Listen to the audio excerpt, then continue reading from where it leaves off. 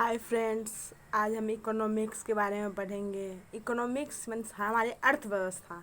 सबसे पहले जानेंगे कि हमारे अर्थव्यवस्था में हम लोग को क्या पढ़ना है।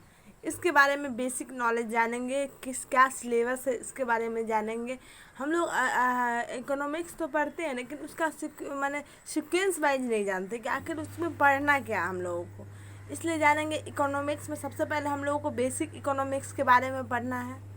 उसके बाद हम लोग को फाइनेंशियल्स मार्केट के बारे में पढ़ना, उसके बाद पब्लिक फाइनेंस के बारे में पढ़ना, उसके बाद एक्सटर्नल सेक्टर के बारे में पढ़ना है, उसका इंफ्रास्ट्रक्चर के बारे में, ह्यूमन डेवलपमेंट के बारे में पढ़ना है। ये सब हमारे अर्थव्यवस्था का एक पार्ट है, माने हमारे जो अर्थशास्त्र है, जो हम अर्थशास्त्र जो इकोनॉमिक्स पढ़ते हैं उसका एक पार्ट है इकोनॉमिक्स। जैसे बेसिक इकोनॉमिक्स में हम लोग जानेंगे बेसिक नॉलेज। जैसे बेसिक में हम जानेंगे हमारा देश किस तरह का अर्थव्यवस्था वाला देश है। फाइनेंशियल मार्केट में हम लोग जानेंगे बैंकिंग के बारे में, बैंकिंग सेक्टर के बारे में। पब्लिक फाइनेंस में हम लोग जानेंगे जीएसटी के बारे में, जीएसटी बजट के बारे में। एक्सटर्नल के सेक्टर के बारे में जानेंगे हम एसबीआई, इंफ्रास्ट्रक्चर। इस तरह हम लोग पता इकोनॉमिक्स के बारे में, इकोनॉमिक्स के सिलेबस को पढ़ेंगे। सबसे पहले जानेंगे इकोनॉमिक्स है क्या। Economics is the study how society use scarce resource to produce valuable commodity and distribute than among different people. हमारा जो अर्थशास्त्र है इसके अंतर्गत हम हर क्षेत्र की अर्थव्यवस्था का अध्ययन करते हैं। इसी को जो हमारे देश में क्या आय व्यय हो रहा है, क्या हमारे रिसोर्स है, हमारा क्या संसाधन है, उस पर कितना परसेंटेज मिल रहा है, क्या मिल रहा है, इस सब के बारे में हम इकोनॉमिक्स में जाने। इकोनॉमी हमारी अर्थव्यवस्था। When we apply this economic principles over a particular geographical area that it know as economy. हम अभी तुरंत बताएं कि इसके अंदर क्षेत्र का हम हमारी अर्थव्यवस्था का अध्ययन करते हैं। जैसे इंडियन इकोनॉमी, रूसी इकोनॉमी, मैंने जैसे हम इकोनॉमिक्स पढ़ेंगे तो हम सिलेबस के बारे में पढ़ेंगे, हमको क्या पढ़ना है, जैसे बजट हुआ, बैंकिंग हुआ, इसके बारे में। लेकिन इकोनॉमिक है क्या, इकोनॉमिक्स में सिलेबस आ जाएगा हमारे देश के स्पेशली। लेकिन इकोनॉमी हर देश का अलग अलग होता है। जैसे इंडिया का अलग हुआ, पाकिस्तान का अलग हुआ, रूस का अलग हुआ। इस तरह हम अगर इकोनॉमी में जानेंगे तो इकोनॉमी हम इंडियन इकोनॉमी लगा देंगे, रूस में रूसिया इकोनॉमी लगा देंगे, चाइना में जाए चाइनीज इकोनॉमी। इस तरह हम इकोनॉमी के बारे में, हर देश के अर्थव्यवस्था के बारे में जानेंगे। सबसे पहला चैप्टर हमारा बेसिक इकोनॉमी। बेसिक इकोनॉमी है क्या। इकोनॉमी हमारी जो अर्थव्यवस्था है वो कितने सेक्टर में बांटा गया है। Types of economy. पहला एग्रीगेट्स इकोनॉमी, प्राइमरी सेक्टर। दूसरा इंडस्ट्रियल इकोनॉमी, सेकेंडरी सेक्टर। और तीसरा सर्विस इकोनॉमी, टर्सरी सेक्टर्स। 3 भागों में हमारे पूरे अर्थव्यवस्था को बांटा गया है। इसी तरह हम हर अर्थव्यवस्था को हर पार्ट में देखेंगे। जैसे आगे हम बताते हैं आपको। जैसे प्राइमरी सेक्टर में कृषि से रिलेटेड है ये प्राइमरी सेक्टर हमारा। इसमें कृषि के अंतर्गत जितना भी हमारा आय व्यय होता है उसके बारे में अध्ययन करते हैं। जैसे इनपुट में natural resource like soil, sunlight, water, ये सब हमारा आता है। लेकिन आउटपुट में देखेंगे रॉ मटेरियल, कच्चा पदार्थ, जैसे वेट, राइस, एग्रीकल्चर, माइनिंग, ये सब जितना हमारा कृषि से रिलेटेड है, जैसे हमारा वेट, राइस, ये सब का आउटपुट होता है हमारे। यही हमारा अर्थव्यवस्था का आधार है। सबसे पहले जानेंगे हमारा जो अर्थव्यवस्था का आधार, ये सबसे पहले हमारा कृषि है। लेकिन पुराने ज़माने में सिर्फ प्राइमरी सेक्टर ही होते थे, सेकेंडरी सेक्टर ही होते। जब हमारा देश आज़ाद हुआ उस समय 2 ही सेक्टर बटा हुआ था, प्राइमरी सेक्टर और सेकेंडरी सेक्टर। उसके कुछ दिनों बाद धीरे धीरे हमारा जब डेवलपिंग करने लगा हमारा इंडिया, तो धीरे धीरे सेक्टर भी बटने लगे और सेक्टर से इनकम भी बढ़ने लगा। आगे हम जानेंगे सेकेंडरी सेक्टर में इनपुट में रॉ मटेरियल का इनपुट होता है, जैसे वेट, राइस, etc। और आउटपुट में देखेंगे फिनिश्ड प्रोडक्ट, जैसे बिस्कुट, मैगी, पास्ता, ये सब का जो हमारा होता है इस अर्थव्यवस्था का ये सेक्टर है। इससे हमारा जो इनकम होता है उसको सेकेंडरी सेक्टर कहते हैं। ट्रेजरी सेक्टर में इनपुट में देखें इंडिविजुअल्स लाइक बैंकिंग, माने बैंकिंग से जो हमारा इनकम होता है वो ट्रेजरी सेक्टर में आता है। जो हमारा अर्थव्यवस्था का ये भी बैंकिंग से सबसे ज़्यादा होता है। अभी सबसे ज़्यादा ट्रेजरी माने तृतीय क्षेत्र से सबसे ज़्यादा हमें जीडीपी या हमारा ग्रोथ, हमारा डेवलपिंग बहुत ज़्यादा। देखेंगे बैंकिंग सेक्टर के बारे में, जैसे बैंकिंग से हमारा क्या इनकम हो रहा है, बैंकिंग क्या, बैंकिंग में जाके क्या बेनिफिट होता है, इसके बारे में जानेंगे। फिर हमारा आउटपुट में इंश्योरेंस, हेल्थ केयर इंश्योरेंस, ये सब आता है, ये सब हमारा आउटपुट में आ गया।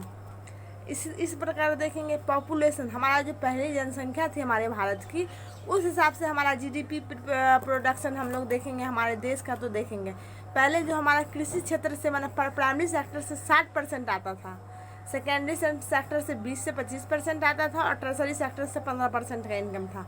इस तरह हमारा पॉपुलेशन के हिसाब से हमारा जो परसेंटेज तय किया गया था।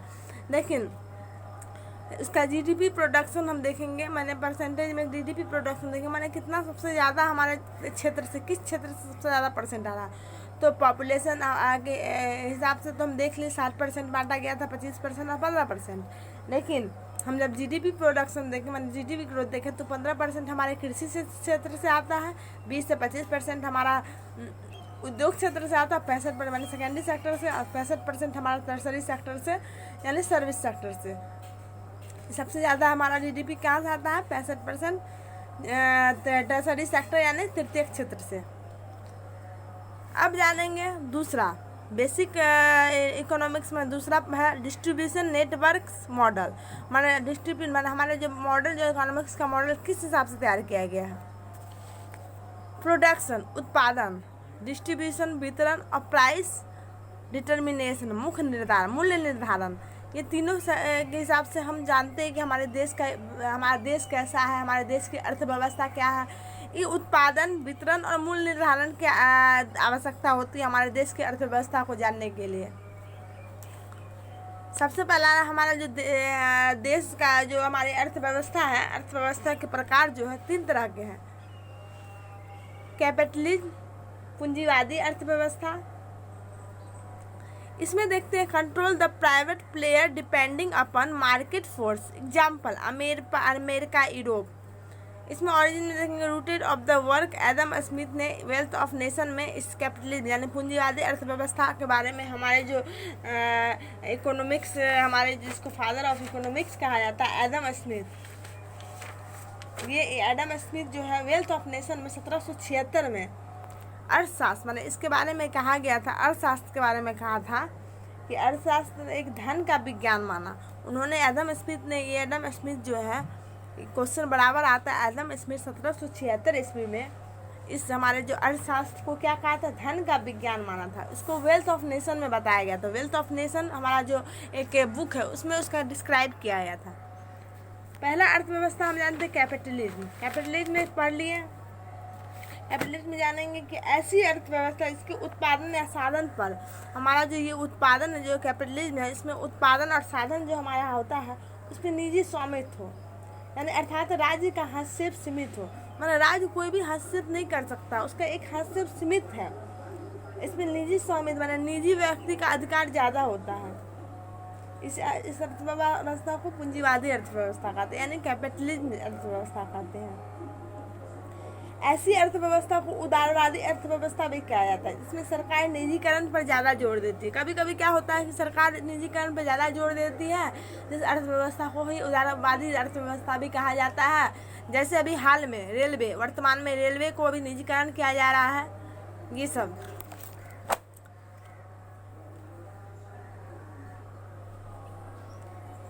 दूसरा सोशलिज्म इकोनॉमी। सोशलिज्म इकोनॉमी क्या, कंट्रोल बाय गवर्नमेंट, माने इस पूरे जो सोशलिज्म है इस व्यवस्था को पूरा, इसका जो उत्पादन या संसाधन होता है उस पर हमारे सरकार का नियंत्रण होता है, और निजी जो शासन होती है वो सीमित होती है। शासन व्यवस्था को, इसी तरह की शासन व्यवस्था को सोशलिज्म कहते हैं। जैसे सोशलिज्म इकोनॉमिक्स हमारा ज़्यादातर देखा है यूएसएसआर, माने हमारा जो देश है रसिया, इसमें इस तरह का इकोनॉमिक्स देखा गया, लेकिन अब वहाँ भी निजीकरण धीरे धीरे हो गया है। जानेंगे मिक्स्ड इकोनॉमी, मिश्रित अर्थव्यवस्था। जॉन मैजार्ड केनिस ने कैपिटलिज्म टुवार्ड्स सोशलिज्म, इन्होंने कहा था कि जिसमें सोशलिज्म माने हमारा जो देश है समाजवादी भी हो और पूंजीवादी भी, दोनों तरह का जहाँ अर्थव्यवस्था पाया जाता है उसको मिक्स इकोनॉमी। जैसे इंडिया, यहाँ निजी संस्थानों का भी प्रतिनिधित्व होता है और सरकारी संस्थानों का भी प्रतिनिधित्व होता है। इस तरह के अर्थव्यवस्था को मिश्रित अर्थव्यवस्था कहते हैं। इसमें निजी और सार्वजनिक दोनों का अस्तित्व होता है। जैसे हमारा जो भारत है, दोनों तरह का अर्थव्यवस्था पाया जाता है। फॉरेन इन्वेस्टमेंट, हमारा जो तीसरा जानेंगे, हमारा तीसरा पढ़ लिए थे हम लोग, क्या पढ़े थे दूसरे में हम लोग डेवलपमेंट नेटवर्क्स मॉडल में जान गए थे कि हमारा जो देश है कि हमारे जो पूरे विश्व में किस तरह की अर्थव्यवस्था पाई जाती है, इसके बारे में जाने। अब हम जानेंगे फॉरेन इन्वेस्टमेंट। फॉरेन इन्वेस्टमेंट में किस तरह की अर्थव्यवस्था होती है, क्लोज्ड इकोनॉमी और ओपन इकोनॉमी। दो तरह की इकोनॉमी होती है। क्लोज्ड में foreign investment is not allowed, माने जो हमारा जो होता है, हमारे जो आयात निर्यात होता है ये नहीं होता है, शून्य होता है। और ओपन इकोनॉमी ये पूंजीवादी का एक ऐसा रूप है जिसमें उत्पादन उस पर आयात निर्यात खुलकर होता है। माने इस जो ओपन इकोनॉमी है इसमें आयात निर्यात खुलकर होता है। इसमें न्यूनतम प्रतिबंध होती है, जैसे यूएसए, सिंगापुर, भारत, ये सब क्या है ओपन इकोनॉमी। लेकिन क्लोज्ड इकोनॉमी उत्तर कोरिया, ये सब हमारा जो क्लोज्ड इकोनॉमिक्स में क्या आ जाएगा, हमारा उत्तर कोरिया। यह व्यापार तो करते हैं, हमारा जो देश है ये क्लोज्ड इकोनॉमी, यहाँ व्यापार तो होता है, आयात निर्यात भी होता है, लेकिन कम मात्रा में, कम देशों के साथ व्यापार करते हैं। लेकिन जो हमारा ओपन इकोनॉमी है ये ज़्यादा मात्रा में माने हमारा आयात निर्यात करता है, हमारे सब देशों से आयात निर्यात इस पर होता है। इसी को फॉरेन इन्वेस्टमेंट कहते हैं। चौथा, डेवलपमेंट रिसोर्सेज, हमारा जो संसाधन है उसका मतलब डेवलपमेंट विकास कैसे होता है, दो तरह से होता है, नेचुरल रिसोर्स से होता है, ह्यूमन रिसोर्स से होता है। इस तरह देखेंगे। देखिए हम लोग कैसे पता कर सकते हैं कि हमारा जो देश है किस तरह का अर्थव्यवस्था वाला देश है, विकासशील देश है, विकसित देश है या अनविकासशील देश है, इस तरह से अविकासशील देश है, इसके बारे में जानेंगे। जैसे नेचुरल रिसोर्स और ह्यूमन रिसोर्स, दो तरह के रिसोर्स से उत्पन्न होता है। तो जिस देश में नेचुरल रिसोर्स से भी उत्पादन हमारा जो अर्थव्यवस्था माने बढ़ता है, और ह्यूमन रिसोर्स दोनों तरफ से हमारा बजट होता है, दोनों तरफ से हमारी अर्थव्यवस्था अच्छी होती है, तो उसको क्या कहते हैं, डेवलप कंट्री। जैसे हमारा यूरोप, अमेरिका, यूएसए, ये सब जितना भी हमारा डेवलपमेंट्स कंट्री है। डेवलपिंग कंट्री में हम देखेंगे नेचुरल्स एंड ह्यूमन। नेचुरल्स में अगर आ रहा है तो और ह्यूमन में नहीं आ रहा है, अगर नेचुरल में नहीं आ रहा, ह्यूमन में आ रहा, मतलब किसी एक में आ रहा है, एक में नहीं आ रहा है, एक से सोर्स हो रहा है, दूसरे से रिसोर्स नहीं हो रहा है, तो उसको क्या कहेंगे हम, डेवलपिंग यानी विकासशील देश। जैसे हमारा Bharat, India, south east Asian company, ये सब जितना भी हमारा है डेवलपिंग कंपनी है, इसमें ज़रूरी नहीं है हर तरफ से माने विकसित हो, हर अर्थव्यवस्था में हर तरह से सही हो, इसलिए इसको विकासशील देशों में रखा गया है। इसमें नेचुरल कहीं अभी रिसोर्स आता है तो कभी हमारा ह्यूमन रिसोर्स से फ़ायदा होता है। अंडर डेवलप माने जहाँ पे ना नेचुरल रिसोर्स से हमारा ये होता है ना ह्यूमन रिसोर्स होता है, उस तरह के हमारा जो अर्थव्यवस्था उसको क्या कहेंगे, अंडर डेवलप माने अविकासशील देश। इस तरह हम आज जाने हमारा इकोनॉमिक्स है क्या, इकोनॉमिक्स में क्या क्या पढ़ना है हमको, हमारा उसका सिलेबस क्या है, इकोनॉमिक्स में किस तरह की अर्थव्यवस्था, किस तरह का हमारा देश की अर्थव्यवस्था है, हमारे जो अर्थव्यवस्था माने हमारा जो अर्थव्यवस्था उसको कितने भागों में बांटा गया है, किस हिसाब से हम अपना जीडीपी रेट को जानते हैं।